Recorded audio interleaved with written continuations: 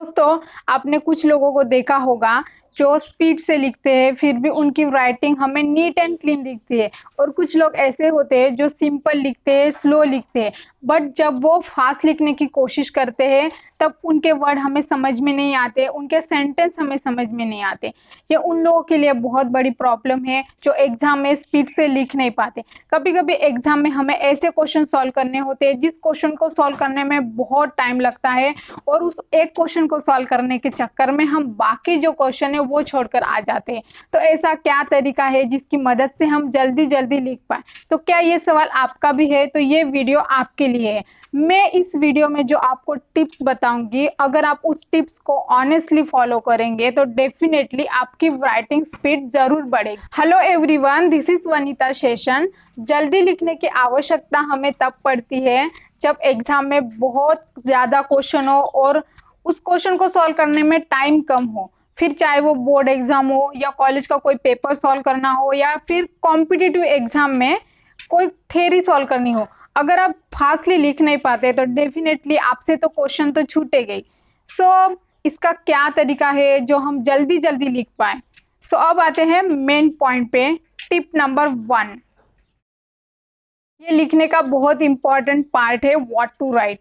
आपको पहले से पता होना चाहिए कि आप अगला वर्ड क्या लिखने वाले हो। आपके मन में आ जाना चाहिए कि मैं अगला वर्ड क्या लिखने वाली हूँ। और ये तभी पॉसिबल है जब आपको उस टॉपिक के बारे में नॉलेज होगी।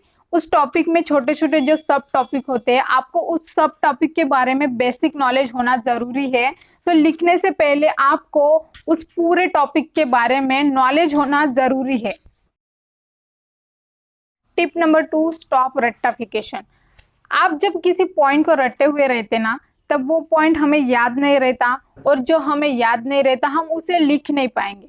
सो रटने पर जोर ना दे, समझने की कोशिश करें। आपने किसी कॉन्सेप्ट को अच्छे से समझा है तो आप उसे जल्दी लिख लेंगे, लेकिन आपने किसी पॉइंट को रटा हुआ है तो वो पॉइंट याद करने में ही टाइम निकल जाता है। सो जो भी पढ़े या जो भी लिखे समझ कर लिखे, और रटने की कोशिश ना करे, उसे समझने की कोशिश करे। Tip number 3, which pen should we use. हमें पेन कौन सी यूज करनी चाहिए? आप कौन सी भी पेन यूज कर सकते हैं, जिस पेन में भी आप कंफर्टेबल हो, जिस पेन से आप हमेशा लिखते हो, आप उस पेन को यूज करिए। एग्जाम में भी उसी पेन को यूज करने की कोशिश करें, क्योंकि आपको उस पेन की हैबिट रहती है।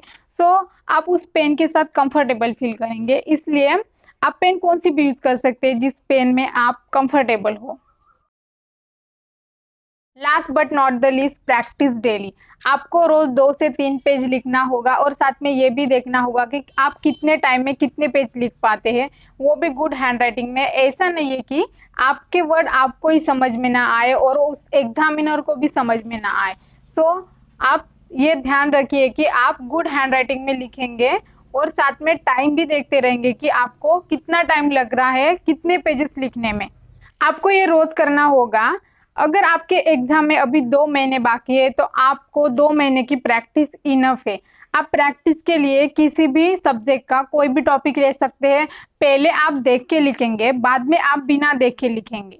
आई होप मैंने जो ये पॉइंट बताए वो आपको हेल्पफुल हो गए। अगर आपने ऑनेस्टली इस पॉइंट को या इस टिप्स को फॉलो करेंगे तो डेफिनेटली आपकी राइटिंग स्पीड ज़रूर इम्प्रूव होगी। If you like my content, please subscribe my channel.